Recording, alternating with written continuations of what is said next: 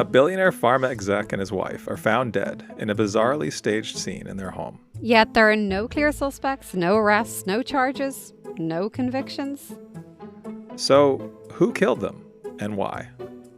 We're doing a full recap of the no good, terribly kind, wonderful lives and tragic deaths of Barry and Honey Sherman on this episode of So Much Crime, So Little Time.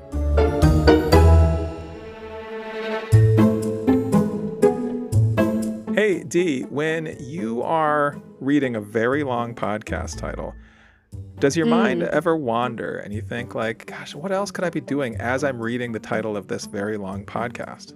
Absolutely. Yeah. And I just wonder, like, I feel like I could be spending my time in a more productive way. But what is that productive way? Sometime in the middle of reading a very long title of a podcast, why don't you go over to patreon.com/SoMuchCrime, So Little Time. So Much Crime, So Little Time, kind of a long title, not the longest title of a podcast.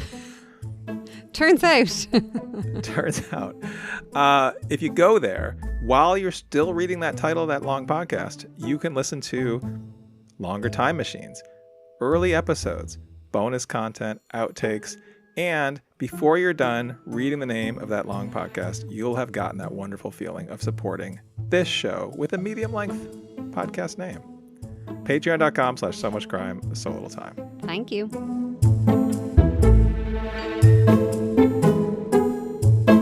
Welcome to So Much Crime, So Little Time. I'm Dee. And I'm Jeff. And before we start, a quick warning. Warning! This episode will have spoilers for the no good, terribly kind, wonderful lives and tragic deaths of Barry and Honey Sherman. We're going to discuss the whole title and series. If you haven't listened yet, check out our preview episode on this show. It's the one before this one in your feed. And you'll also find a link for this podcast in our show notes. Okay. Quick reminder of what this show is. So it came out in 2023. It's put out by CBC and Lionsgate Sound. The host is Kathleen Goldhar. There are 8 episodes. Each episode is about 30 minutes or so in length. Dee, what did we talk about in our preview episode? Yeah, so episode 1 focused in on when the billionaire Canadian pharma giant Barry Sherman and his philanthropist wife Honey were found dead in their home. This happened in December of 2017. It appeared that they were posed just like a sculpture that they owned. The police initially seemed to say or imply that this was a murder-suicide, but the Shermans' children hired their own lawyer and investigator and said the police failed to properly investigate. By the end of episode 1, we had a lot of theories and conspiracies, but no clear answers. And that's kind of where we left off. Jeff, if I can start off, Sure. I want to say to everyone out there who doesn't know this, Jeff kind of organizes our files in our shared folder. And when I came to open up our scripts, I saw episode 139, which was our preview episode. And the title of it was The No Good, Terribly Kind, Wonderful Lives and Tragic Deaths of Honey and Barry Sherman. Barry and Honey Sherman, the full title. And then episode 140 was Barry and Honey Sherman. I just full on laughed out loud as soon as I saw it. I was like, correct. Like, that is correct. We discussed a little bit about the title. We don't need to go into it again here, but I just thought that was very funny. I do have one thing that I did want to pose to you that kind of struck me at episode 2. I'm not going to say it struck me the whole way through because I have shocking, strong feelings about this podcast. Really? But episode 2, I was like, oh, the name of the podcast that I had issue with, the chapters, each episode being like a chapter. Yeah. Is this all mimicking the autobiography that Barry Sherman was midway writing? And also this kind of novel structure and like the script, etc. It felt more like book, like it was trying to work its way into like a book or a novel or kind of work of, I don't know.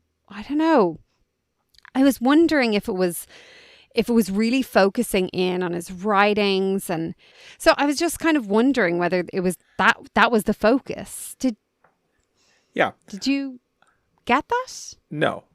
And I think you're reaching.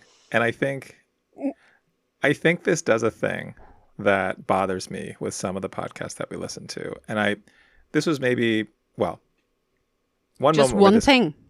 Just one. Well, it does other things, but to this point, one of the things it does is, do you remember when we did Lords of Death, and then we interviewed Thrasher Banks, the host, and we talked to him about the titles of the episodes, which were all song names. And he said how all those song names were actually like had significance in his life and his mom's life, and were related to the story, but he never actually talked about that in the podcast. So maybe this is paralleling that unfinished autobiography by Barry Sherman, but we don't know that. I guess the point I'm trying to make is either commit to like an idea and a structure and a conceit, or don't. And I feel like this sort of did that at the beginning and then didn't by the end, which bugged me. That bugged me. I don't know, because I felt like it was a little bit more...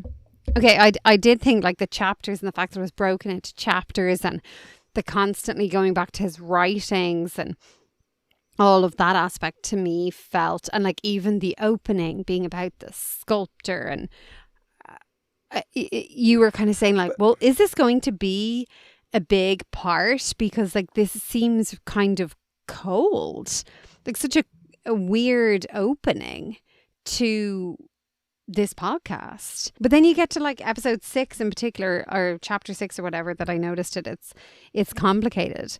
And like very early in the episode, it's like blah, blah, blah. And she's like very much like, it seems like it's complicated. And I was just like, before I realized that was the name of the episode, I was like, okay.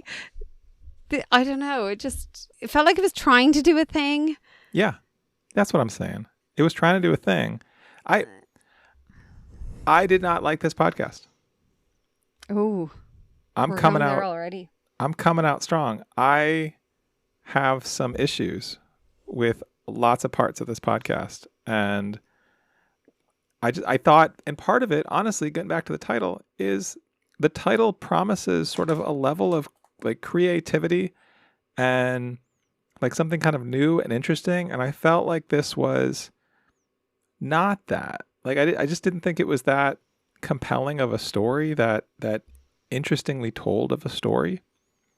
I don't know. It's not what I was expecting it to be, especially from that opening, like with the artist and the maintenance man and the crime scene with the posing the bodies, like the sculpture, and like that all sort of wasn't really a big part of the story. Yeah. I didn't love it either. I think one of my big things was we spoke in episode 1 about, where's Honey? She's not mentioned. And she was barely mentioned until the end of episode 4. And it was like, we're going to talk about Honey in episode 5. And they did, sort of. Yeah. But there was no nuance, I felt. Maybe I'm using that word wrong. But there was no nuance. It was basically, she was a bitch. Her kids didn't even like her. And like even the fact like that at the end of episode 5, I think it was, which I thought was interesting. Your man who you were like, oh my God, they got your man to play the voice of Barry Sherman. Saul What's his name? Rubinek. Saul. Yeah. Okay. At the end, I think, of episode 5, they noted, and they could have done in other episodes, and maybe I was on my bike for episode 5, and so I heard it at the end, whereas I usually cut it off. They were like, playing the role of Barry Sherman was like set. Okay. Mm-hmm. So in the podcast, Barry has a role. Someone's playing Barry's part. Right. But Honey's like, she's not even a supporting voice. Yeah. She's merely in the background. I agree. That bothered me, how she basically didn't exist in any meaningful way until episode 5. Then in episode 5 is basically like, yeah, she's a bitch. And then she kind of disappears again, but only really pops up here and there in the last couple episodes in the context of Carrie Winter, the cousin, saying how Barry wanted her murdered, like how he wanted her killed. And Carrie wasn't really certainly wasn't defending her. Used some real No. harsh words to describe her. But like, okay, maybe she was terrible, but we don't even really know why. Do we? Like, we know this. We heard this Well, story we're getting about one side of this. For sure. We heard like one story about when she was younger and she made her sister skate on a broken leg for 15 minutes. Which is a weird story to use at a eulogy, but I felt like it was a weird story to put.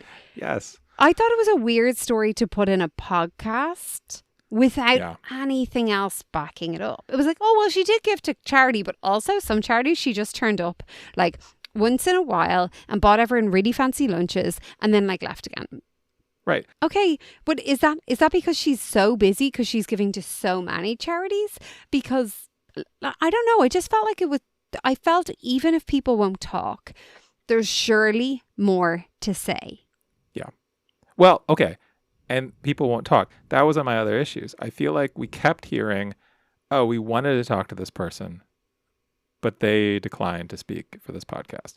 I think most of the people we heard from, like if you were to sort of chart out like the circles, like of closeness, proximity to Barry and Honey Sherman, the people in like the immediate circle, like the immediate family, or maybe like, and I guess it hasn't been long enough for maybe cops to talk about it, or lawyers, like we didn't get any of those people in the close circle. We got people more like on the periphery. Like the closest person I think we got was Carrie Winter, who, what's the deal with this guy? This guy. Yep. But they also gave him so much space. So much space. So for a anyone, guy, anyone leaving this podcast is likely, if they think back about this, whether they did at the time or not, are going to be like, oh, they weren't very nice people. And actually, do you know, he stole money from blah, blah, blah, like his cousins on purpose. Because that's what's going to stick with them. Because that's what they gave most space to. It felt like there was no balance. There was no nuance. I don't know. It felt weird. It felt stretched to me. Yep. It felt like it could have been shorter and better. If it was shorter, it felt like they wouldn't have put so much filler in. Be better podcast. Shorter and better. I agree. I think you said something in our preview that's I was thinking about throughout it of like something that I feel like I usually say of, oh, we're going in knowing that this crime is unsolved. And yet it seemed like there was a lack of sort of new and interesting information presented throughout related to the crime specifically. I guess that's what I'm talking about. And it wasn't, honestly, it was the very last episode where we got a couple of tidbits of things kind of directly related to like the crime scene itself. But even that was sort of like third hand or like it's kind of distantly removed.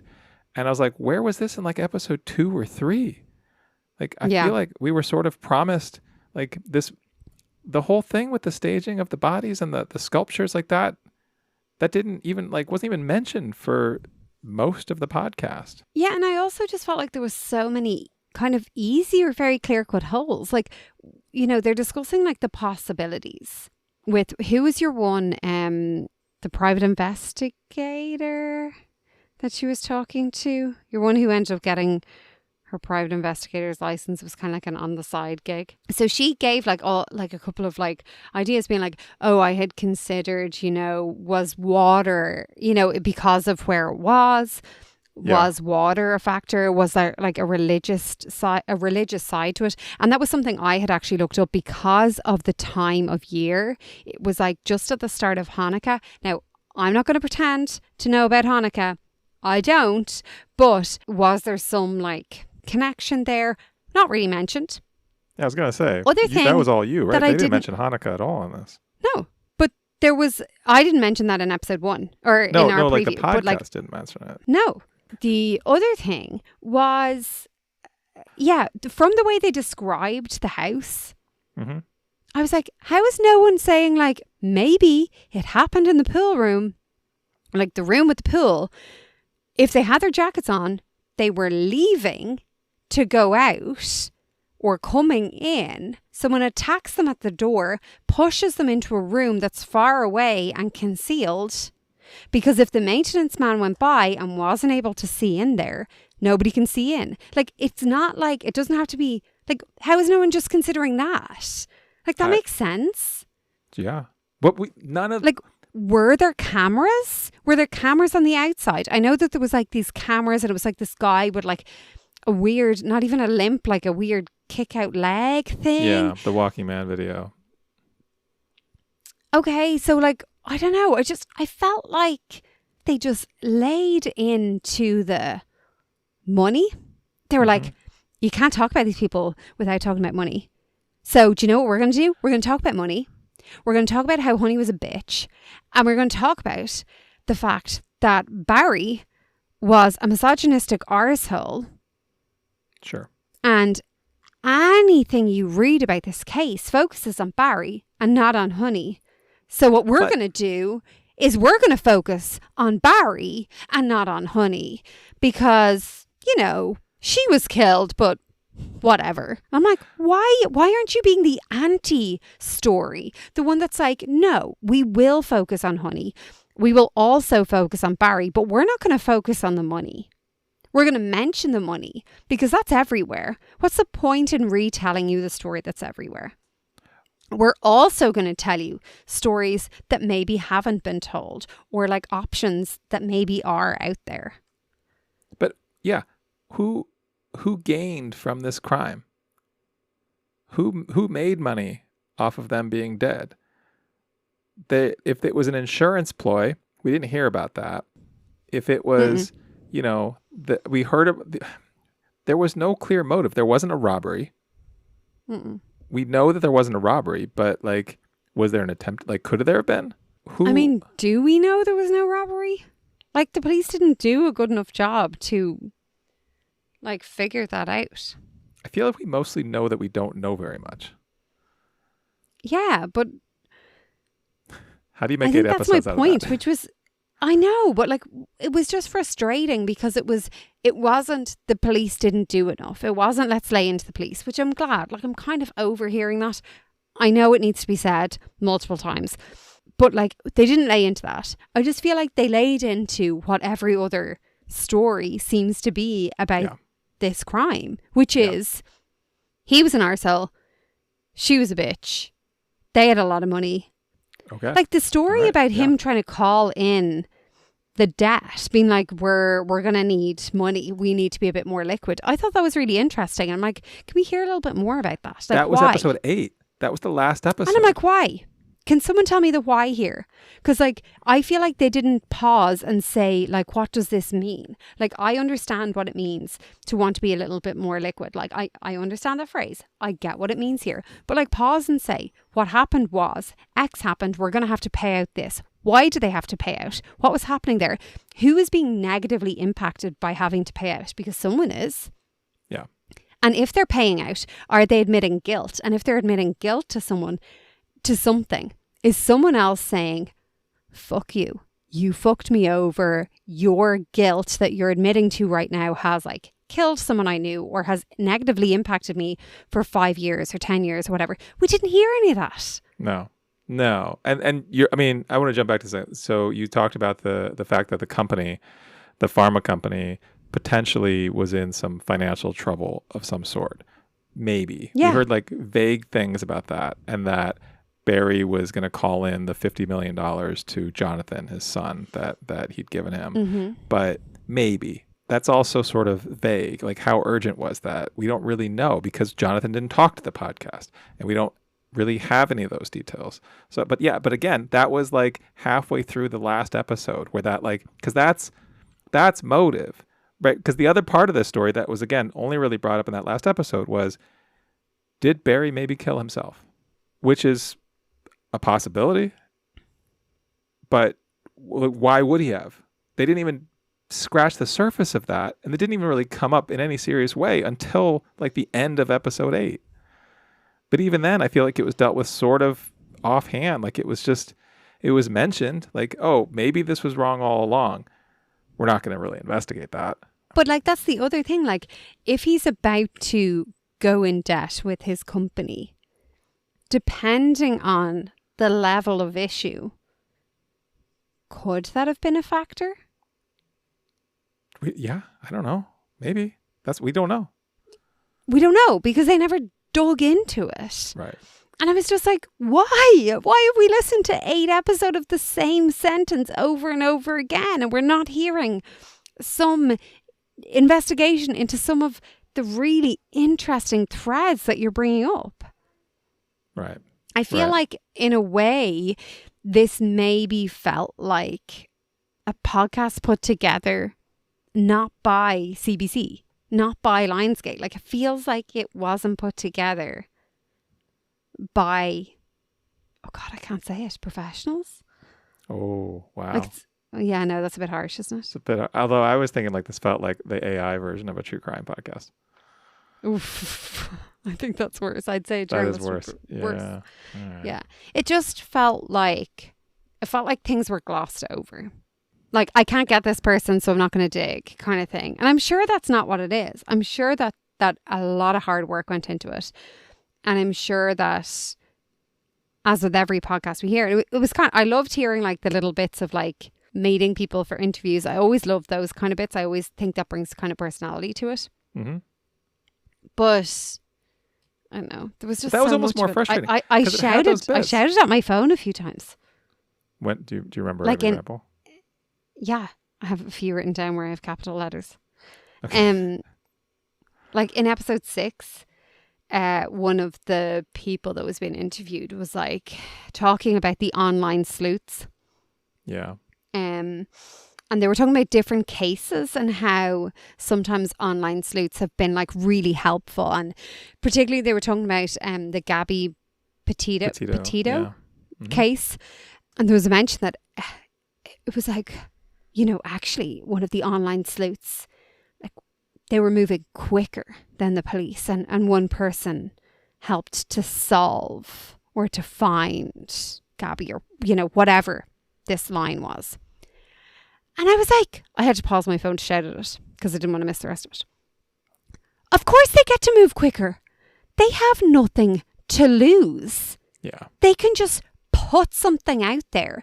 They can just say what they're thinking, like us, at the top of our heads. They do not have to have the thought. They do not have to have the evidence backing it. They do not have to have a legal standpoint before they just say something and like potentially slander someone. We can't slander someone, but the police hold more weight with the things that they say. Right. These people who are hiding behind pseudonyms, they don't have to, or like, handles. Yeah. No, you're totally right. They also, it says like one person even helped to solve it. How many people on that forum, when speaking about the Gabby Petito case, had bullshit accusations, had bullshit places, had bullshit spewed out there that wouldn't have helped? Well, to put something on the internet, it has to be true, I think. I don't think you can just say whatever you're thinking. I don't think the internet allows that, right? If only dreams can come true. Isn't that a song? Yeah. But that really annoyed me, this idea. And what annoyed me isn't that it was said. You never mind these things being said. What I hate in these podcasts, because, the conversation is important. And like, that is important to say. Like, that was helpful in that case. But I think we have to challenge these things. And we have to say, yeah, like, I think you're right in this particular case that one person solved. And in this particular case, people, of course, were moving quicker because, to be fair, police have more to lose. They do. They have a book that they have to follow. I'm not going to say that the police do it all the time. They didn't in this case. But I'm saying, like, let's not say an online sleuth moving quicker. Like, look how quickly they can move. Why can't the police move quicker? It's not that cut and dry. It just isn't.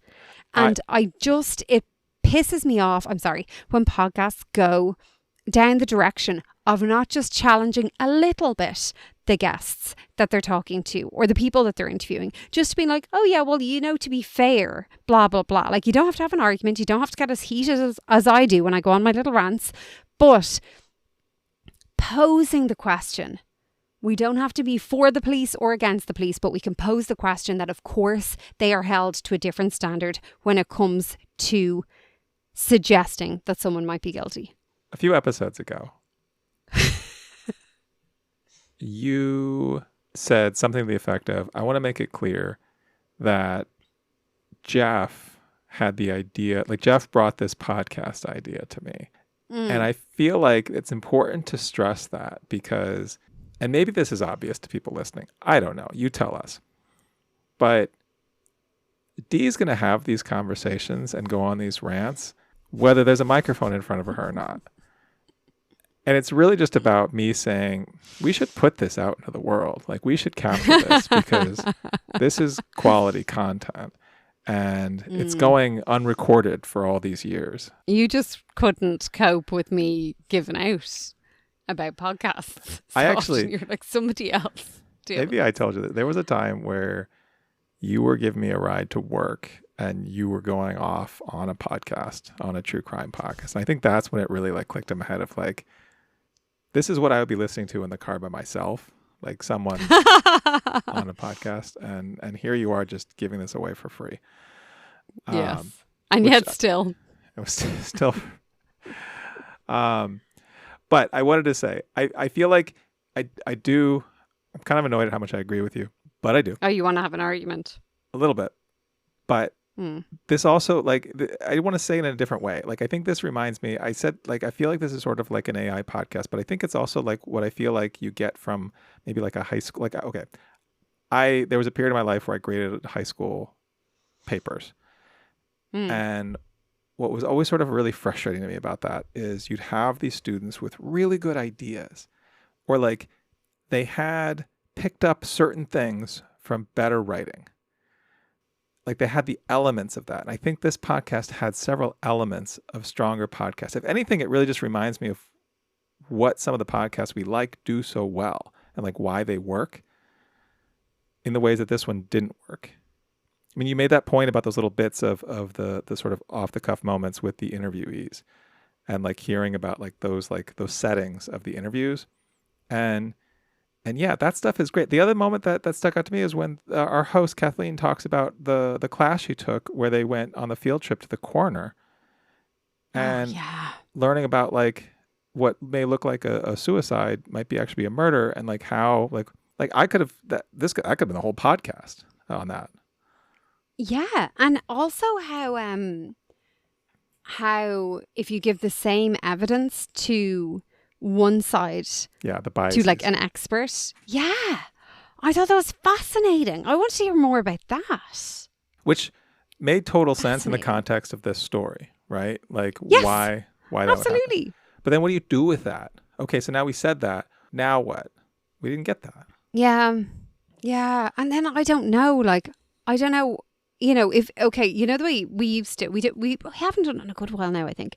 Like, if you'd like restructure the whole thing, and I haven't got a restructure in mind, but part of me is like, I think I nearly would have wanted this to be nearly like a trial, like the full case, each episode being a case, or like part of the case, and to be that's how they gave the background. So, you know, having that as an episode where it's like, this is, you know, something from my past that I know, and like something that we found out, and then talking about how the biases can come up, and then saying how, you know, both the police and the family's lawyer, and when they got their own investigation done of the bodies or autopsies, they had different outcomes, and how eventually the police sided with theirs. That's very interesting to me. Do we know more about that? Seems like we don't have more on that. Get a third party like someone to say about it, like what's going on there.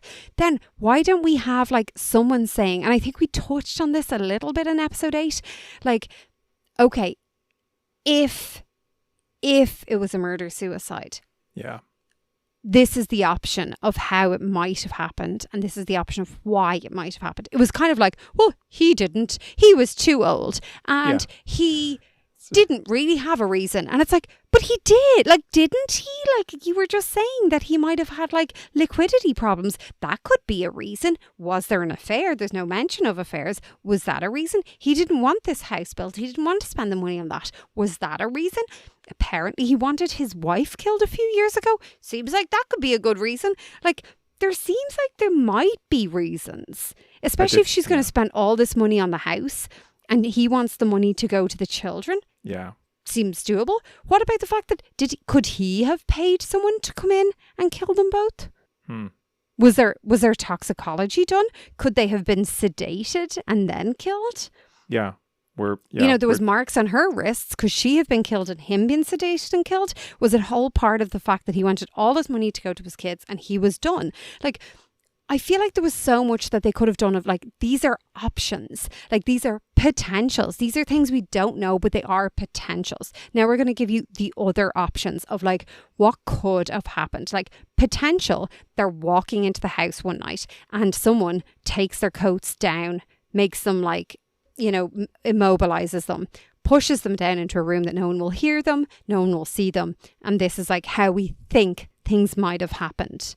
Like, there's just so much room there, but also for creativity, but also telling a story that hasn't been told while also bringing in the facts that are already being told. Do you think, from what little we know, and this is maybe too much to speculate on, do you think one person could have committed this crime alone? Mm-mm. It had to be more than one, right? Nope. Mm-hmm. Okay. Do you think if you were the host, the researcher on this podcast putting this together, and you realized what you had to work with in terms of the facts that you knew and didn't know, the holes in the story that you just didn't have, the people who wouldn't talk to you, do you still go forward with this podcast? Well, I think it just depends. I think you can go forward with any podcast and any story you want. It's just the way you package it. And I just feel like it feels a bit lazy. Wow. Okay. We're just like telling these bits and pulling these people in to tell these other bits. But like, what do we know at the end of it? I think, and like, yeah. I feel like for me, I would have preferred to have a little bit of a option 1, option 2, potentials of the A, B, and C's of all of them. And like saying at the start, and they did say it at the start, we're not here to solve this. And there is no answer. But these are some options of like what might have happened. But we don't get that. Because we've listened to a lot of podcasts where we knew going in it was unsolved. Yeah. That's pretty common, actually, I think. Mm-hmm. But yeah, I don't know that I'd say it's lazy. I just think it was so incredibly sort of superficial in terms of what we really got, in terms of the story that we're here for and what we're trying, like what we're most curious about. Like, was I curious to learn a little bit more about the generic pharmaceutical industry?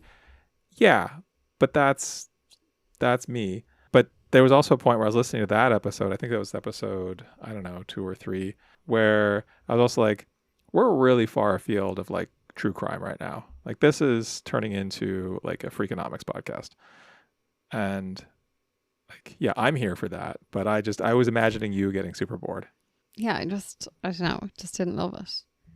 I will just say, you were like, I wouldn't call it lazy, but the AI overview would say that both lazy and superficial are words to describe a lack of depth or thoroughness. There are subtle differences in their connotations, but it feels like they might be kind of synonyms. So it feels like they're kind of saying the same thing in this context. Just the irony of you bringing that from the AI overview is not lost on me. Yeah. Come here. I do have 2 funny things to pull from it though. Okay. One is like, I just thought was funny. And then the other one is kind of more of a personal story that I thought was funny that I want to share. Okay. So first of all, in episode 3, you know, the English detective dude that she's interviewing, which is kind of like the Scotland Yard sort of random. Yeah. So it's like, he apparently makes a good undercover detective because he was a car salesman previously. And I thought that was so funny. That guy. I thought that was gas. That guy was, that was a cool story. That was a fun. I know. Yeah, that was maybe, that was good. Maybe that's it. Maybe I felt like it started off really strong. I think episode 2 I liked and episode 3 I liked. And then I was like, well, by episode 3, actually, my notes are after the car salesman was like, okay, so he's a misogynistic arsehole. Where's honey, basically. Well, can I just say on that? So one of the plots that guy, that former cop who became like he was a spy for Bayer, I think, one of the big pharmaceutical companies. They talked about how he's maybe trying to set up Barry Sherman with like either drugs in his trunk or get him caught with like an underage girl, which that would have been fascinating. Like that's a very interesting story. But you mentioned too, like was there the possibility of like an affair or something? Like what else was going on with Barry's life? Like all we heard about was his education and the companies and stuff. Like I guess there was nothing too deeply personal. No, other than from Carrie. And Carrie was like, oh, and Honey came in and she was like, ask him what he's doing this weekend. Ask him what he's wearing. I'm basically his social calendar. And like, I'm not going to lie. The way he was portraying it didn't sound nice, what she was saying. Sure. But also, I was like, sounds like Honey's got a point. Like, some wives are their husband's social calendar. And so, like, that just kind of is a thing. And like, maybe Carrie's perceiving it that she's being mean or whatever. But maybe between Honey and Barry, it's kind of not that way. Do you know? I feel like right. Out of context, you can pull that and be like, oh, she was so mean because she was saying blah, blah, blah. But I'm like, okay, so she was mean because she was being a little, jokey about her husband. But him, also, he was a misogynistic arsehole, but that's fine because, he can correct anyone's grammar and nobody gives a shit. It's endearing. Doesn't sound endearing to me. But who's your source? Like Carrie as a source for so much of this. And Carrie seems so like the least reliable narrator who clearly had an agenda. Yeah. And also seemed a little bit not the most stable of interviewees. Yeah. Other okay, random tidbit that you'll enjoy. I'm not sure if anyone else will care about. Okay. So I can't remember who said it, but in episode 3, I think it was the English detective that just used this phrase, and he said it in such a funny way. I can't even remember the end of it, but he just said, I'm not the kind of guy. And I think it was about actually trying to set him up with an underage girl, trying to set Barry Sherman up with an underage girl. And he was like, I'm not the kind of guy, blah, blah, blah, blah. And I was laughing because years ago when my nephew, who is now like 14, 15, sorry, Jack, if you're listening, was like 3.5. Paul and I were bringing him and his older brother out on a day out, and we were going to the Dead Zoo in Dublin, which is like the National History Museum. It's called the Natural Dead Zoo? History. Like that's the what would a dead zoo be? A natural history museum? I've never heard that, but that's really clever. Is that an Irish thing? National Museum of Ireland. Natural History Museum. Yeah. So we're going to the Natural History Museum, which is beside an art gallery. So as we're driving to find parking, we're like, oh, and there's like a cool like art gallery right there. And Jack, my nephew, goes, he's like 3.5 at this time. He goes, he's in like his little car seat in the back of the car. I'm not the kind of guy that likes to look at art. We were like, who's your man? I'm not the kind of guy. It was so funny. If I could have recorded that comment, it's one of those things that, when you see like these recordings of little kids saying stuff, you're like, I know he said it. And then you asked him to repeat it while you took out your phone. Because if I could have recorded it, I would have. But yeah, that's what it reminded me of. Do you have any reviews? I pulled up some reviews. First one is from greatpods.co, which I don't think I've ever looked at for reviews. We have from Rebecca Lavoie, Kevin Flynn, Lara Bricker, and Toby Ball, the crime writers, posted April 2023, saying Lara and Toby found the mystery at the heart of this podcast. I'm not reading out that title. Fascinating. Rebecca thought it suffered from the limited information it had, while Kevin disagreed with many artistic choices, included using just such a whimsical title for a double homicide. Which, yeah, that all tracks. They gave it a score of 3, which I enjoyed. 3 out of what? 5. That's a little generous. The next one is a score of 5 out of 5. Uh-oh. from, okay, I don't know how to pronounce his name. It's Ximena. Zimina? Jeff. It's pronounced Jeff. X Smith from Stuff NZ posted, "It's a riveting story featuring high-stakes pharma court battles, family politics that rival the Roys from Succession, a bizarre funeral and more. And Goldhar is a trustworthy source guiding you through the craziness with authority and aplomb." God, I haven't seen that word written in so long. First of all, that sounds like a plant. And second of all... Why do you think so? Because that sounds like something that like somebody's best friend would write. Say like, I'm going to write you a good review. Oh my God. We've never planted reviews on our own. Should we do plants? Yeah, maybe we should. But the other thing is, we didn't talk about this, but yeah, just making references to Succession doesn't make it better. It doesn't make you as good as Succession. That's all I have to say. So from Reddit, there is a full like Reddit thread for Honey and Barry Sherman.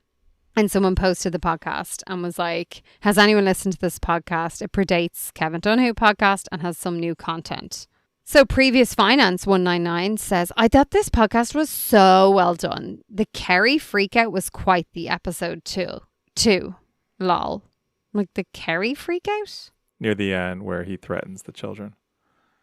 And someone responds being like, no kidding, eh? The cousin sounded like he was demon possessed or something. To hear how he was observed with his eyes turning black gave me the creeps. Yeah, I think what was with that? I don't know. What? Okay. All right. Any more? No. Okay. So that's all. Like, people are very like, I feel like with a really good podcast, you are going to see this everywhere. And it's not everywhere. I mean, the title alone is hard to remember and reproduce. Indeed. What's it called? Honey Sherman? Sure. Honey Oni Sherman? So, in the end, I'm guessing you would not recommend this. I don't think it's... No. Yeah, I agree. It's been a while. I think this is one of the weaker ones that we've done. Yeah. But let us know what you think. If you liked it, if you hated it. I want someone to come on and fight me. Yeah, let us know. We need different tastes. I think I need to fire you and find someone who likes stuff that I don't like. Actually, that was you. That still is me. Yeah, that's true. That's true. That's fair. Before we go, whether it's thoughts on this episode or our show in general, or if you think we're agreeing too much, or if you think Dee's rants are going on too long, if you want me to interrupt her more, whatever your thoughts are, let us know. Leave a comment on this episode on Spotify, on Apple, wherever you're listening right now.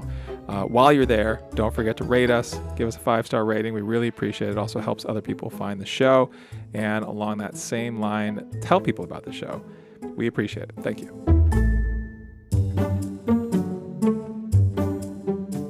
Jeff, I feel like a number of times throughout the last, 140-ish episodes, we've discussed how people can present themselves through their keyboards in a certain way to people. And that's kind of what the next story that we're going to cover is about. It's a podcast called Gay Girl Gone by CBC, again.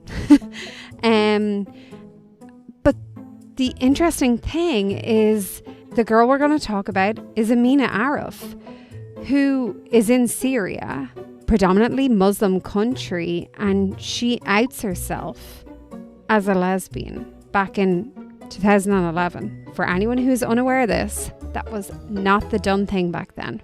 She writes a blog.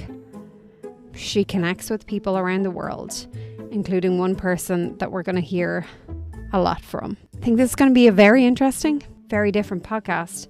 But you might ask, Jeff, where's the crime? That's on the next So Much Crime, So Little Time.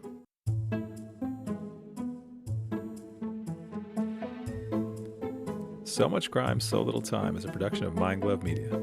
The executive producer is Paxton Caloriso. Our associate producer is Blythe Ty. Our theme music was composed by Vyacheslav Starostin. If you haven't done it yet, please subscribe to this show on your podcast app. And don't forget to give us a 5-star rating and a review. Even better, tell your friends. To join the discussion, look for us on social media. Check out the show notes for all the links. Thanks for listening.